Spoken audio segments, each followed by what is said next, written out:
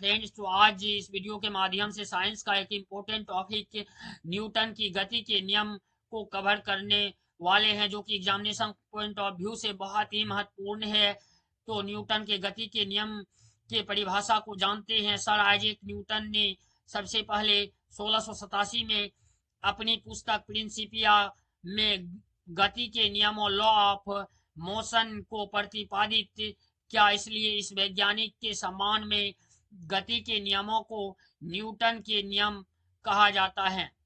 अब न्यूटन के प्रथम नियम, गति का प्रथम नियम, इनको जड़त्व का नियम यानी लॉ ऑफ इंटरिया भी बोलते हैं। तो इनका डिफिनेशन को देखेंगे। यदि कोई वस्तु विराम अवस्था में है तो वह तब तक विराम ही अवस्था में ही रहेगी जब तक उस पर बाहरी बल लगाकर गतिशील नहीं किया जाएगा, और यदि कोई वस्तु गतिशील है तो उस पर बाहरी बल लगाकर ही विराम अवस्था में पहुंचाया जा सकता है। न्यूटन के प्रथम नियम को जड़त्व का नियम लॉ ऑफ इंटरिया भी कहा जाता है। उदाहरण के लिए रुकी हुई गाड़ी को अचानक चलने पर उसमें बैठे यात्री पीछे की ओर झुक जाना। दूसरा उदाहरण है पैर को हिलाने से उसके फल टूटकर नीचे गिर जाना।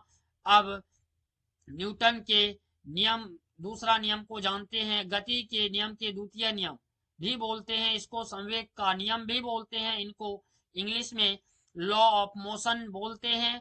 वस्तु के संवेग, मोमेंटम में परिवर्तन की दर उस पर लगाए गए बल के अनुक्रमानुपाती